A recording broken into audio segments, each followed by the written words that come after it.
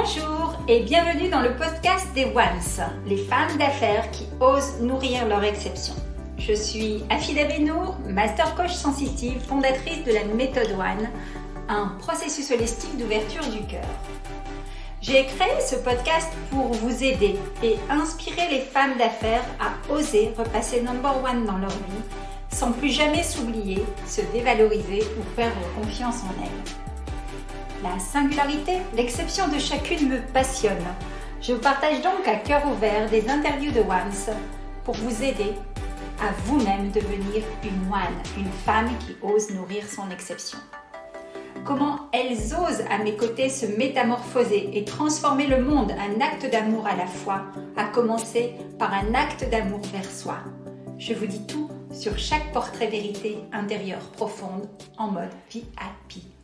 Aujourd'hui, je suis particulièrement ravie d'accueillir Mélissa. Mélissa Dufresne, c'est une jeune femme ravissante de 28 ans qui habite ma région puisque Mélissa vient des Hauts-de-France et aujourd'hui Mélissa est sophrologue avec une installation toute récente dont elle m'a partagé la joie. Alors, Mélissa et moi, on se connaît depuis 2014 et je suis particulièrement émue de la voir ce soir ici parce que j'ai suivi son évolution, son parcours et vous allez voir qu'elle a une histoire passionnante à nous révéler parce qu'elle a une très belle personnalité, vous verrez. Bonsoir Mélissa d'abord, comment vas-tu ? Bonsoir tout le monde, bonsoir Afida. Alors Mélissa, on commence comme à notre habitude par le portrait vérité des Ones. Donc je te pose une série de questions, tu réponds avec ton cœur, spontanément et puis après, on en saura un peu plus sur qui tu es, ce que tu as à nous partager et peut-être comment aussi cette communauté des Ones, les femmes qui osent nourrir leur exception, peut t'aider aujourd'hui là où tu es. Si tu étais un livre de chevet, spontanément, tu me dirais quoi ? De chair et d'âme, de Boris Cyrulnik. Super, Cyrulnik, ouais. Un rêve fou. Partir encore une fois au sport d'hiver. Excellent. Si tu étais un plat sucré ou un plat salé? Un plat de partage, je dirais le couscous. Oui. Épicé, agréable. Bien relevé. Une saison préférée? L'hiver. Ok. Pourquoi? Parce que je pense que c'est une saison où les vraies choses se révèlent. Voilà. Intéressant. Un pays favori? Je dirais l'Amérique du Sud, en général. Super. Une couleur? Bleu. Un animal qui te fascine? Je dirais lémurien. Ok. Tu peux compléter si tu en as. Par ses couleurs, par ses grands yeux, par sa façon d'observer les choses, je trouve ça intriguant. Intriguant. Et bizarrement, on est toujours attiré par les personnes qui nous ressemblent. Mélissa avec ses magnifiques gros yeux, donc forcément. Une citation, est-ce que tu as une situation boussole, une situation voilà, à laquelle tu te réfères régulièrement? Je vais dire la vie c'est le mouvement. C'est vraiment une citation que je lis souvent et ça représente vraiment tout, de par la vitalité, les cellules au plus profond de nous, et c'est quelque chose qui m'anime tous les jours. Super. Un moment favori? Le soir quand je vais me coucher, parce que j'avoue que mes journées sont assez longues. Super. Est-ce que tu as un ou une rôle modèle féminin, un personnage connu ou une personne dans ton entourage qui est vraiment ton rôle modèle, quelqu'un que tu apprécies et qui te guide quelque part dans ta vie? Afida Benour. C'est tout celle-là. Merci. Merci pour ce portrait, tu vois, c'est un petit peu une entrée en matière et ça nous permet de te découvrir un peu plus. Alors Mélissa, c'est une rencontre heureuse dans ma vie parce qu'on s'est rencontrés en 2014 alors que j'étais enseignante donc à l'Université d'Artois où tu faisais un cycle en IUT, TC. C'est ça, tout à fait. Et je ne sais pas pourquoi, il y a des choses qui ne s'expliquent pas. On a eu un bon fit et on a échangé. J'avais beaucoup d'attention sur voilà, ta présence en cours, sur tes participations et on avait des échanges plus puisque sur un module, on avait pu échanger de cette notion de santé. Et bizarrement, depuis 2014, donc quand même, ça fait quand même quelques années, on ne s'est pas quitté. On s'est pas envahi non plus, mais on était en contact permanent sur les réseaux sociaux notamment, ou par un petit coup de fil pour prendre des nouvelles. Et Mélissa a un parcours hors norme. C'est vraiment pour moi une femme qui ose nourrir son exception et qui fait preuve de beaucoup de résilience. Vous savez que j'adore travailler avec les 6 super pouvoirs du cœur. Et un des 6 super pouvoirs, c'est la résilience. Et pour moi, si je devais résumer en une phrase, et ensuite je vais la laisser s'exprimer parce que je pense qu'elle en parlera beaucoup mieux que moi, Mélissa, c'est la résilience incarnée pour moi. Et donc, je trouve qu'avoir un parcours comme le tien à 28 ans, et voilà, avec ce magnifique sourire, elle va nous donner une leçon de vie, je pense. Donc, Mélissa, la parole est à toi. Tu peux dire ce que tu veux. Je te laisse t'exprimer. Oui, Afida, une très belle rencontre. C'est des choses qu'on rencontre, enfin, qu'on n'a pas forcément l'occasion d'avoir tous les jours. Quelqu'un qui comprend, quelqu'un de bienveillant, quelqu'un qui nous donne envie d'avancer, malgré les difficultés. Donc c'est vrai, ça a vraiment été quelque chose pour moi. Et on a, avec Afida, partagé un projet ensemble d'entrepreneuriat, donc en 2015. Qui était un projet qui était très important pour moi parce que c'était vraiment où je voulais aller. C'était vraiment la définition d'un projet de vie, en fait, hein, simplement une ligne directrice. Et donc ça avait commencé avec, Nueva Vita. Donc qui était pour moi, une, création d'entreprise entre guillemets «fictive», qui était pour moi quelque chose à réaliser réellement puisque j'en avais besoin, parce que j'avais vraiment envie de partager un message. Et c'était, vis-à-vis de ma mère, de mes compétences et des gens qui m'entourent. Donc ma mère a eu un cancer du sein, et à cette époque-là, à l'université, donc j'étais relativement jeune. Donc je me suis retrouvée à la place d'aidant, donc voilà, de ma mère. On habitait toutes les 2, donc c'était une situation qui était pas forcément évidente, quelque chose qui me tenait vraiment à cœur parce que je suis une amoureuse de la vie, en fait, hein, simplement, et j'avais besoin, qu'elle aille mieux pour que j'aille mieux. Et j'étais jeune, j'avais une sensibilité et l'envie, surtout, l'envie de faire quelque chose pour ces gens-là, pour ma mère et pour ceux qui sont également amoureux de la vie. Donc on avait commencé un projet, donc j'ai eu les encouragements, de d'Afida, donc c'était Waouh, ça mon c'est un dossier où je reconnais mon écriture de prof. Bon, j'écris pas au rouge, hein. Et donc on voit le petit logo, qui était, un peu représentatif d'une fleur de lotus Mmh. qui, à l'époque, n'était pas, terminée. Donc je vous montre mon nouveau logo, où là on voit vraiment la réalisation, et cette fleur qui s'épanouit, de jour en jour. Donc pour revenir à ma petite histoire, ma mère s'en est très bien sortie. Et malheureusement, dans mon petit parcours, je suis moi-même tombée malade. Donc là, c'est une maladie qui n'a rien à voir, c'est l'endométriose. L'endométriose, c'est une maladie qui ne touche que les femmes, donc qui ne dispose pas de traitement aujourd'hui, qui peut provoquer des problèmes d'infertilité ou même très handicapants suite à des opérations, des traitements qui sont assez lourds, hormonaux. Donc voilà, je suis passée par tous ces stades avec des grosses opérations où, à un moment, bah, dans ma vie, tout était à plat, en fait, hein. Les études, le Ça a travail. duré combien de temps? Ça, c'était l'époque où on s'est rencontrés et juste, jusque 2010. Alors, je me suis fait opérer la première fois en 2016. Mmh. Donc là, j'ai eu une très grosse opération qui a nécessité des soins pendant plusieurs mois en hospitalisation. Donc sortie de là, j'avais l'impression que ma vie était complètement stoppée. Mais j'avais toujours ce projet de vouloir, aider les gens, aider, les aidants, les malades et cetera, et m'aider moi-même, en fait. Sauf qu'à ce moment-là, il me manquait quelque chose.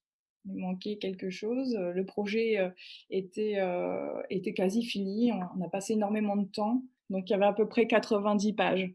Comment dire? Business plan et cetera, donc on a passé énormément de temps ensemble dessus, et il me manquait quelque chose. J'arrivais pas à passer le cap, pour me lancer, entre guillemets, comme entrepreneuse.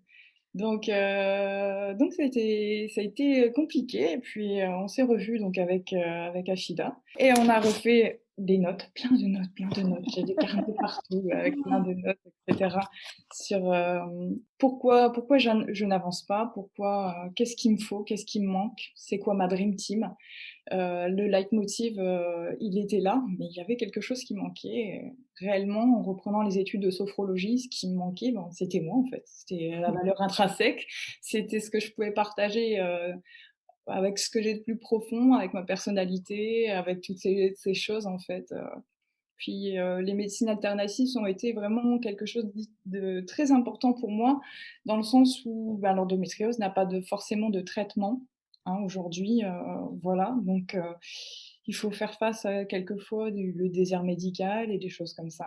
Donc j'ai fini ma formation de sophrologue et j'ai fait même une spécialisation donc, pour la sclérose en plaques avec, le docteur, Yann Lecos. Donc formation très riche en Extraordinaire, hein. informations. Donc pareil, on est sur une maladie, neurodégénérative, un peu, je vais dire, chronique et cetera. Donc il y a pas mal de facteurs. Aujourd'hui, il n'y a pas de formation spécialisée pour l'endométriose et c'est ce que j'aimerais apporter, à travers la sophrologie, donc la gestion de la douleur, la gestion aussi des aidants, de la compréhension et le but étant de retrouver un équilibre pour soi, pour les autres, pour nous et aussi un instant de partage où vraiment, on a la possibilité de partager avec des gens notre expérience, notre bien-être, parce que je pense que tout le monde aujourd'hui a besoin de ça. C'est vrai qu'avec le covid, mon installation, ça a été un petit peu compliqué. Donc mais pourquoi pas prévoir des événements où on peut tous se regrouper avec d'autres médecines alternatives, d'autres personnes pour, finaliser un projet, aller encore plus loin, commencer petit et s'expandre en fait, un peu comme la fleur de lotus. Waouh, waouh, waouh, quel parcours! La petite étudiante timide qui était dans le fond de la classe, je me souviens, et qui finalement a pris les devants de la scène aujourd'hui et qui porte ce projet, comme un vrai bébé finalement, puisque Voilà. tu l'as vu éclore. Et est-ce que je peux te demander, Mélissa, en fait, ce que j'entends, hein, c'est que finalement, quand tu mets le focus sur une cause plus grande que toi, tu vas mieux, bizarrement, aujourd'hui? Oui, je vais mieux, oui, parce que j'ai fait un énorme travail sur moi Absolument. avec tout ça, ouais.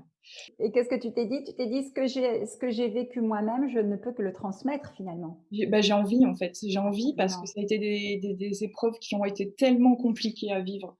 Pour moi, même pour mon entourage qui Bien comprenait sûr. pas la maladie et avec lequel on avait des problèmes de communication et c'était très important pour moi mais voilà, dans la vie, on a un événement et il va falloir faire un choix pour pouvoir, expandre vers, enfin, Autre chose vers ce que tu choisis de ouais, vivre vers finalement et de quelque faire. chose de plus grand, de mieux, de quelque chose qu'on peut piloter, quelque chose qu'on peut maîtriser et quelque chose qu'on peut surtout partager, en fait. Et aujourd'hui, donc ta vision, ton projet et donc comment je suis curieuse déjà, je voudrais savoir, j'ai plein de questions à te poser, mais comment est-ce que ton entourage a vécu un petit peu cette renaissance, cette résilience, cette transformation de Mélissa, la timide, qui était pas bien, qui vivait mal sa maladie, qui a été dans la douleur, dans la souffrance de toutes ces opérations, dans la souffrance déjà de la maladie de sa maman, hein, un peu où tu te l'appropries. Je connais bien le sujet parce qu'on a pu échanger là-dessus. Quand j'ai pu accompagner ma maman en fin de vie, j'avais aussi ce syndrome de la fille qui veut prendre la douleur de la maman à bras le corps, mais c'est chacun sa douleur et chacun son chemin. Et on fait de notre mieux et je sais que tu as fait un excellent travail là-dessus. Et aujourd'hui, voilà, c'est comment tu te sens et si tu regardes quand tu regardes ton parcours un peu dans le rétroviseur avec beaucoup de fierté, quels sont les déclics que tu as eus, que tu peux partager aux gens en fait? Mes proches m'ont pas forcément dit tout de suite, «Ça va mieux, on se sent mieux» et cetera. C'est vrai que c'est déjà rien que leur regard, en fait. Le regard des gens, voilà. Ce qui en ressort, ne serait-ce que de mes proches ou de mes parents, c'est, incroyable, quoi. Quelle vie, Waouh! voilà, quoi. Tu as Une la joie de fierté quand comment même comment aujourd'hui, c'est tu une peux faire fierté, tout ce ouais. que tu fais aujourd'hui avec ta maladie, voilà et j'ai jamais cessé d'y croire, en fait, dans tout ce qui est, espoir et cetera. Même si les gens me renvoyaient une image de quelqu'un de malade, je me sentais pas malade, en fait, je me sentais juste moi et je voulais conserver cette identité et la partager mais oui, c'est vrai qu'il y a eu des moments où c'était vraiment compliqué, de le regard des autres et voir que j'essayais d'aller bien et quelquefois j'étais un peu en souffrance donc je voyais sur la tête des autres que c'était un moment où je pensais aller bien alors que je n'allais pas bien et ça a été cette amélioration et quand j'ai commencé à faire la sophrologie, les gens m'ont dit: «On te sent beaucoup plus calme, on te sent beaucoup plus posée, on te sent différente». Mais Et dans le bon sens du terme, hein. sûr, et c'est la congruence. Aujourd'hui, voilà, tu as signé là-dedans, entre guillemets, tu as créé ton projet, tu es en train de monter ton cabinet, il est déjà ouvert, hein. Oui. Tu as ta com qui est faite, tu commences à recevoir des patients, ta certification est faite, donc bravo, bravo. Moi, je suis très, très fière quand Mélissa m'a envoyé un message pour me dire machin, on s'est tout de suite appelé, je crois, parce que j'étais tellement émue que j'ai dit: «Waouh!» J'ai dit: «Waouh, ouais, waouh, bravo, bravo, bravo», et c'est une grande fierté, et c'est ça. En fait, dans ce que tu viens de dire, c'est très important. C'est pas ce qu'on va faire. Ce qu'on va faire, c'est la conséquence. C'est qui on choisit d'être. À un moment, soit on est emprisonné dans une maladie, dans une situation qui ne nous convient pas, dans un mindset, dans une prison qu'on a dans notre mental, et effectivement, donc on est bloqué et on ne peut pas réaliser ses rêves. Soit on choisit d'être une personne qui a du courage, d'être une personne qui fait des choix, d'être une personne qui va porter son projet. Ce projet-là, c'est vrai qu'il était latent et qui était tourné vers les autres déjà depuis 2014-2015, quand on en a parlé la première fois. Et là, aujourd'hui, effectivement, il a grossi, il a grandi. Donc, c'est qui je choisis d'être pour faire ce que je fais et pour avoir au final ce que j'ai aujourd'hui, c'est-à-dire avoir une vie épanouie, heureuse, être une femme radieuse parce que tu es, voilà, t'es rayonnante, et forcément, tu inspires les gens. Là, on peut faire double cœur sans problème. Et je crois que ceux qui vont nous écouter, ils vont tous être là. Oh, oh, oh. Et c'est le but. Le but, c'est voilà, c'est ça, c'est de vous donner de l'amour, de vous montrer que c'est possible. C'est possible. Où que l'on soit, à partir du moment où on choisit être à la juste et bonne place, forcément, on va envoyer une lumière. Et c'est pas une lumière voilà, qui brille et qui aveugle. Non, c'est une lumière qui ouvre aussi les yeux des autres. C'est ça. Rien que pour ça, waouh, merci, merci, C'est merci. la prise de conscience de beaucoup de choses, hein. Il faut accepter les choses même si elles sont dures. Je pense qu'il faut savoir, les regarder en face, hein, dans cette petite lumière, qui est là Accueillir, ouais. pour, et voilà, moi, si j'ai un conseil à donner, c'est commencer petit, déjà, premièrement et et puis, ben, pas toujours écouter les autres, je veux dire, tout le monde n'est pas bienveillant et je pense que voilà, si les gens ont la possibilité par des médecines alternatives ou ne serait-ce que par du partage avec des gens avec des idées bienveillantes, du coaching ou d'autres façons, en fait, d'aller vers un mieux-être, je pense qu'on doit l'expérimenter, en fait. Bien sûr. Moi, ça me semble essentiel. Après, j'espère que les autres seront convaincus, de ce que je dis parce que moi, j'y suis Bah, pas. quand on voit le résultat, c'est plutôt pas mal. On a envie d'expérimenter, hein, n'est-ce pas? OK, OK. Alors donc ce qu'on peut retenir, c'est effectivement ça, c'est ne pas forcément écouter les autres, parce que c'est vrai que le regard des autres ou la peur d'être jugé, la peur d'être critiqué, ça peut freiner certaines personnes qui ont un projet Et on n'avance entrepreneurial. pas du tout au même rythme, hein, c'est ça. Et moi, quand je suis tombée malade et que j'étais vraiment au pic, on va dire de où enfin je me voyais pas plus du tout avancer et je me suis dit: «Tout le monde avance sauf moi». Et à un moment, je me suis dit: «Mais Non. bah non, en fait, pourquoi je devrais être mariée? Pourquoi je devrais avoir des enfants? Je suis quelqu'un qui est peut-être pas faite pour ça, je». Et puis je me suis dit: «En fait, c'est ça, hein, la sophrologie, c'est un peu ça aussi, c'est apprendre à lâcher prise Mmh. et se dire que ça viendra au moment où ça sera le mieux et de toute façon, voilà, il faut apprendre à devenir patiente». Mmh. Et je pense que ça résume pas mal de choses. Bien sûr, la patience, c'est un pas vers la science, mais la science au sens connaissance. Mmh. La science vers la connaissance de soi, la science vers la connaissance de ce pourquoi je suis là. Aujourd'hui, comme tu dis justement, bon voilà, loin des conventions sociales, là encore, faire une famille ou avoir des enfants, c'est on est dans le faire et dans l'avoir. Et volontairement, je parle de ça également parce que je suis aussi concernée. Et pourtant, moi, j'ai une mission de vie qui m'emplit complètement parce que je suis née pour ben, peut-être accompagner les gens, C'est les ça. aider à aller mieux, les aider à dessiner leur voie. On voit, j'ai des histoires formidables avec des gens que je connais depuis des années et des années, et juste les voir éclore comme ça et rayonner, moi, c'est ma plus grande récompense.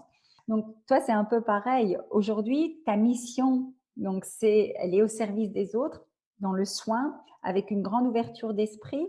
J'ai envie de te demander quelles sont les 3 qualités essentielles que tu as pour œuvrer au quotidien dans ce domaine du soin de la sophrologie. Et la deuxième question, qui va être sous-jacente de ça, parce que pour moi, on bâtit sa vision sur des valeurs fortes, donc mes qualités, mes valeurs. Et où est-ce que tu te vois dans 1 an, dans 2 ans, dans 3 ans? Est-ce que tu as envie toi-même de former peut-être des sophrologues, mais avec une spécialité sur l'endométriose? C'est quoi ton projet? C'est quoi ton grand rêve fou?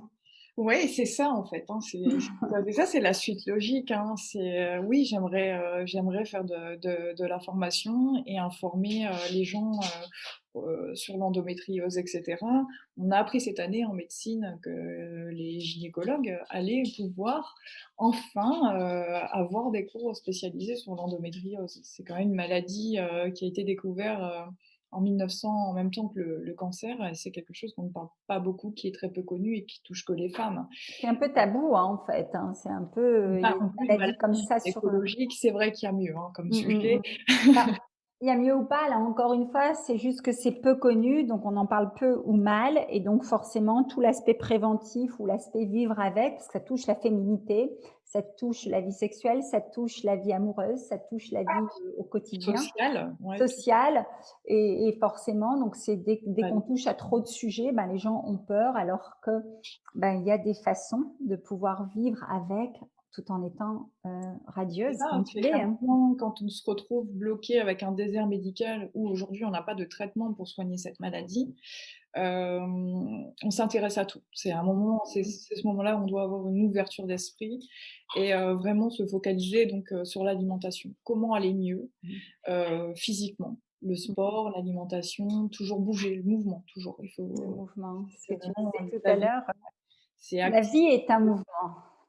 c'est activer ses cellules, c'est, bouger, c'est se sentir vivre, c'est s'écouter aussi. Mmh. S'écouter parce que c'est quelque chose qu'on fait pas, parce que finalement quand on est malade, on a envie de prouver plus de choses aux autres, en fait. Se mettre, plus en avant et avoir l'impression d'avoir besoin de prouver plus de choses. Alors que là, vraiment, c'est le mental qui prend le dessus en Bien se sûr. disant: «À qui on doit prouver qu'on doit être meilleur?» Ouais, c'est ça, mais on est déjà bon et Heu, on peut pas, comment dire, créer des capacités qu'on dispose déjà et tout est à l'intérieur. Il faut juste les prendre et les faire sortir d'une manière positive à chaque fois. Ah waouh, waouh, quelle leçon! Merci et donc tes 3 qualités essentielles pour faire le métier que tu fais et porter ton projet aujourd'hui, c'est quoi alors, selon toi? Alors, bah, c'est premièrement, c'est la bienveillance, Ouais.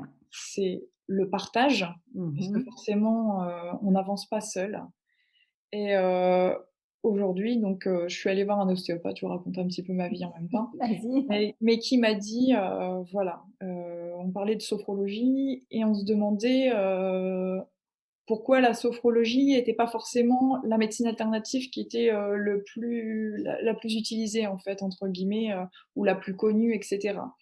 On s'est dit que comme il n'y avait pas de manipulation, physique sur le client, peut-être, que c'était un frein, mais en fait, l'ostéopathe l'a dit, de par sa formation et cetera, que, finalement, le premier remède à tout mot, c'est nous. C'est en fait, c'est nous notre premier patient entre guillemets, c'est nous notre 1er client, c'est nous la clé, de voilà, qu'il faut mettre dans la serrure pour s'expandre et voilà, il faut vraiment, prendre conscience.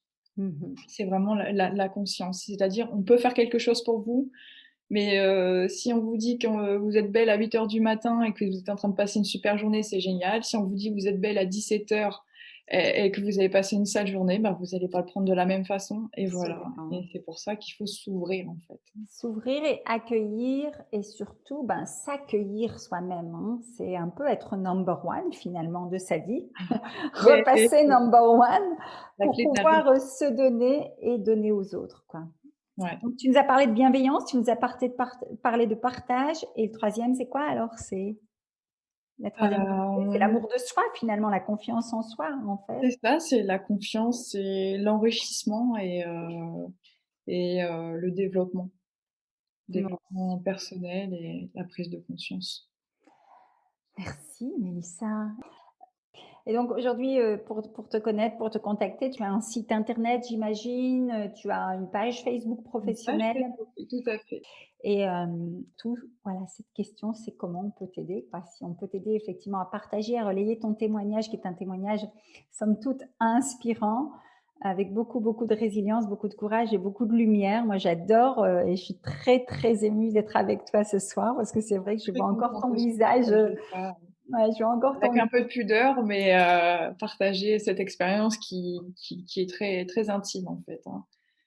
Mais pour moi, voyez ça, ce type de témoignage, c'est aussi un exemple que tout est possible et c'est un exemple que quel que soit l'état où on en est, le niveau où on en est, on parle pas de niveau, il y a pas de notion de compétition, ni de dans ce groupe d'ailleurs, on est beaucoup de personnes qui accompagnons et qui, chacun à notre façon, faisons notre part. Tu vas attirer naturellement à toi des femmes qui te ressemblent, des femmes qui ont peut-être connu ce parcours par rapport à l'endométriose ou à d'autres souffrances et tu es capable de soulager leurs souffrances. Donc, voyez, le business que vous créez, parce qu'on est quand même des femmes entrepreneurs hein, aussi, le business que vous créez, c'est la conséquence de ce que vous avez à donner. Que ce soit une compétence, que ce soit un moment, un temps d'échange. Je sais que nous, depuis 2014, on a eu pas mal de moments d'échange avec des fois des ratés, des fois des croisées de train, des fois, voilà. Mais quand même, on a réussi à avoir des rendez-vous volés et des moments aussi d'échange très intenses sur des sujets importants à certains temps forts. Et c'est ça. C'est aujourd'hui, tu es maintenant à la place et à ta place d'entrepreneur et ta mission, c'est aussi à ton tour de continuer à aider les gens comme tu as toujours aimé le faire finalement, parce que tu es né pour ça, quoi. Bah, voilà, c'est peut-être pour ça qu'on s'est croisés, hein. Je pense aussi. Un petit mot de la fin, est-ce que tu as quelque chose à ajouter ou Bon, on va dire un message à passer? une petite citation de Jacques Brel, simplement, dans une de ses interviews, hein, parce que là, je pense que c'est vraiment le sujet, c'est, voilà, le talent, ça n'existe pas, c'est le travail, c'est la sueur qui Ah, fait tout. Et c'est vrai que, pour obtenir quelque chose, peu importe le parcours de vie, il faut se donner. Il faut comme lui sur scène ou d'autres artistes, femmes aussi entrepreneuses, c'est vraiment, voilà quoi. Je veux dire, le talent, c'est la sueur. C'est vraiment ce qu'on absolument. peut partager et finalement c'est une partie de soi, c'est un bout de notre âme en fait, hein, qu'on laisse, comme trace, comme partage et comme belle chose, comme petite fleur, qui finira bien, par s'ouvrir, de plus en plus, jusqu'à laisser sa place, pour les autres générations et pour d'autres projets beaucoup plus beaux. Comme un magnifique lotus couleur or qui est, si généreux. Donc Mélissa Dufresne, un parcours qui, je suis persuadée, va toucher votre cœur au plus profond, comme il touche le mien ce soir. Et surtout, surtout, n'hésitez pas à commenter, à partager, à poser des questions si vous avez. Mélissa est très réactive et elle est, voilà, vous l'avez vue très ouverte, et donc elle pourra vous répondre et surtout à la faire connaître parce que c'est vraiment une très très belle personne. Merci. Merci à toi. Portez-vous bien. À bientôt. Au revoir. L'épisode de Podcast de Once touche à sa fin. Merci de l'avoir écouté jusqu'au bout. Si vous avez apprécié et retenu une astuce ou un conseil de Once, je vous invite à me donner votre avis, à commenter et à partager ce podcast. En attendant le prochain épisode, abonnez-vous et rendez-vous sur les réseaux sociaux ou sur mon site internet www.afidabenour.com où vous retrouverez toutes les astuces offertes et bien plus encore. À très bientôt mes chers ones, vous aussi, osez nourrir votre exception, repassez number one dans votre vie.